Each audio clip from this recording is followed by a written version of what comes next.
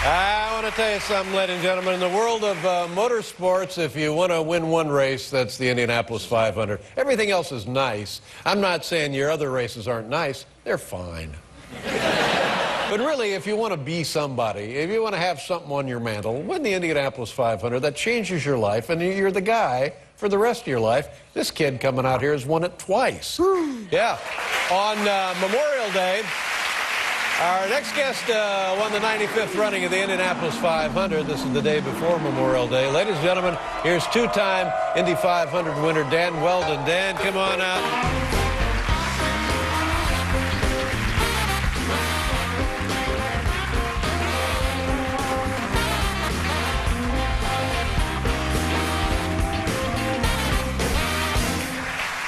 This year, I thought the race was interesting because the team favorites were not so much a factor, although I guess Scott Dixon dominated the race for quite a while. But in terms of the favorites, it didn't really finish where you thought they were going to. And then guys like yourself with a one-time only ride end up winning the thing. Why is that? Well, thankfully, that was the case.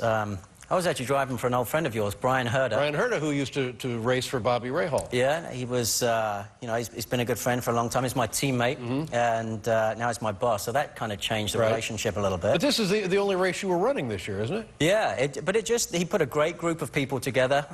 You know, William Rast really helped build the program, and you know, we were just fast from the get-go. We collaborated with Sam Schmidt's team, and it felt good to beat the big teams. Right. But now you don't have a job. You don't have a gig. It was the one race, you win it, and then so how does that work? Thanks, Dave. Well, I'm Thanks. sorry, but. Oh, and the other thing, I remember the first year that you won it was also the year that Danica Patrick led the That was your fault. That was your fault. That had nothing to do with it. And as a result, nobody knew who won because they were all worked up that Danica had driven, led the race for a while. So here we go. A champion in ignominy, my friend. An unemployed champion, but at the banquet I received the prize money check, which was $2.6 million. That was the best unemployment check I've received. Wow. Now, I might add, I don't get all of that, just to clarify. Still in all, it's a nice number to say. And then our driver, Bertrand Baguette, leading with 5 laps to go, had a shot, didn't get a yellow flag, but had a shot. Yeah. It was an amazing day. It was, for the 100th anniversary, I think it was the race that everybody wanted to see. Now, what happened on the 200th lap? Well, fortunately for me, but unfortunately, the rookie J.I. Hildebrand hit the wall coming Now, here's a kid, the same kind of deal we're talking about. Here's a kid who's leading the race. Yep. First race, Indianapolis 500, first race. And then I think we have the videotape. Dan, if you can narrate this, tell us what happened. Show us where you are. There he is. Well, yeah, he was trying to save fuel, but coming up on a very, very slow car. And he had to commit to either, you know, bottling up behind him and risking me overtake him down to the front stretch or go around the outside. And that was you there. So he looked like the winner. You're thinking, okay, I'm following the winner across, maybe. Yeah, he was very close on fuel, so I was just committed at the end to make sure that if he did run out, I was right there to capitalize. But, you know, unfortunately... And then he hits the wall, and then you're the winner. And there was some controversy because they said, well, wait a minute, when he hit the wall, the yellow light comes out, and when the yellow light comes out, you can't change position. You passed him to take the lead. Now, they looked at the tape, everything's fine, right? Yeah, I think there was some other drivers as well that had overtaken on the yellow, so they were clarifying that. But it was one of those things where when I passed him, there's been controversy with that before as well. So I made sure I had a little glance, but I wanted to make sure too that it wasn't. I was hoping that the light was green. It was, in fact, green, and it turned out to be the case. So now you're a 2-time winner, and as great as it is to win that first time, it's maybe a little better the second time because you know what's coming. Your life changes yet again, doesn't it? Yeah, and.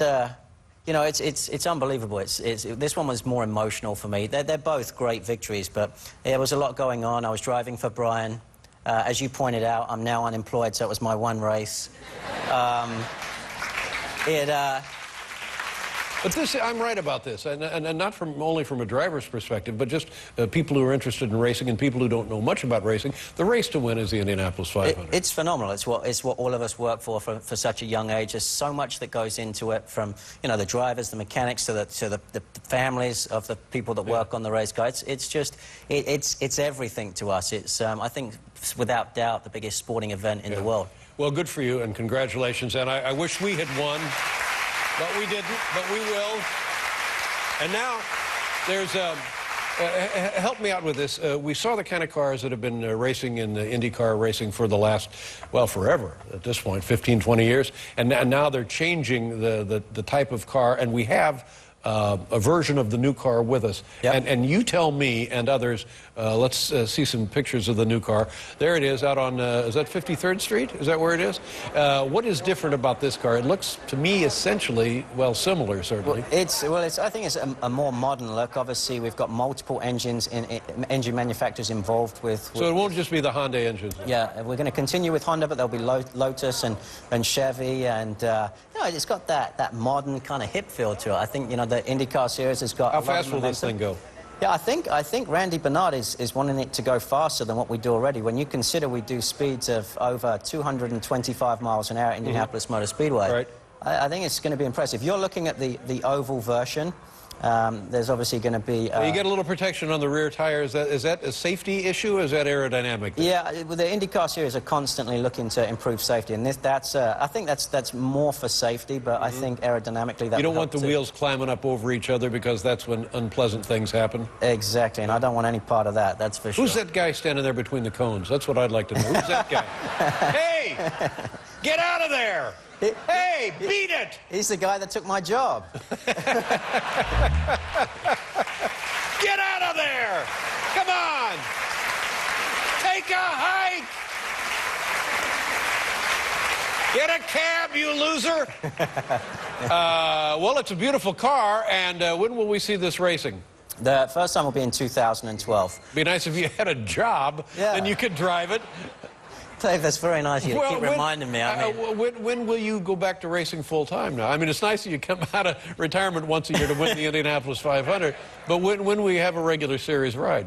well, we're working on that with Brian Herter, and you know, there has been some interest, but for me, it's important to Give Ray Hall a call. Yeah, maybe I should. Maybe you could hit him up for me. Yes, that's what I do.